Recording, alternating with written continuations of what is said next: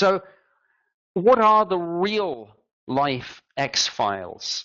Well, I worked for the British government for 21 years, and for much of the early 90s, I ran their UFO project, which was broadly analogous to the work done in the United States Air Force by Project Bluebird.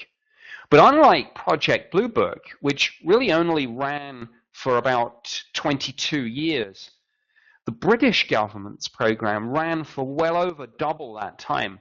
I think sometimes people don't realize that Project Bluebird, though it was much more famous, was actually quite short-lived. And indeed, before it was Bluebird, it was known by two other names, Sign and Grudge. The British government's project ran for well over 50 years, and it was only in 2009 that it finally fell victim to a wider round of defense cuts. And we can get into some of the reasons for that maybe later in the talk or in the Q&A. But in the explanatory notes for this presentation, I said there were a series of questions that I wanted to run through in relation to the British government's UFO project and the declassification and release of these files. And I want to really make it clear what a massive, massive media story this UK government release program is. And I think it's sometimes not appreciated that this has gone on for 8 years now. It was first announced in 2007 that the British government was going to do this. The process started in May 2008 with the release of a first batch, and once or twice a year since then, there's been another batch released.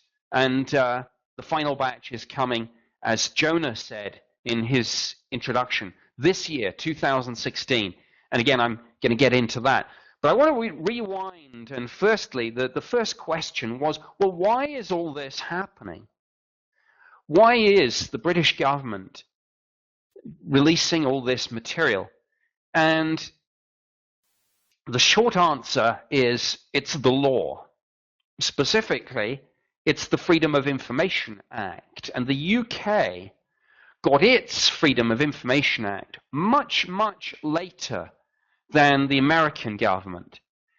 And I was involved in some of the preparatory work that led up to this. For those of you that remember, Prime Minister Tony Blair had made the Freedom of Information Act one of his flagship election manifesto promises. And when the Labour Party, after years and years out of government, was elected on a landslide in 1997, Tony Blair said he was now going to make good on his promise to bring in a Freedom of Information Act and to shine a light on parts of government which, frankly, had been in the shadows, indeed in total darkness, for decades. And some of the work that was done when the Freedom of Information Act was enacted into law in the year 2000, they realized this was such a culture shock, it was going to take 5 years to bring it in fully across all government departments.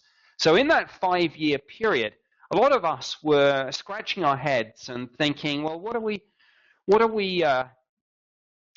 going to see when the Freedom of Information Act is brought in? And of course, everyone was making predictions that we were going to get lots of questions about Iraq, lots of questions about Afghanistan, lots of questions about the First and the Second World War from people who wanted to know what their father or their grandfather, their great-grandfather had done, inquiries about what medals they might be entitled to that had been lost over the years, entitlements to various benefits that former veterans perhaps had not been given.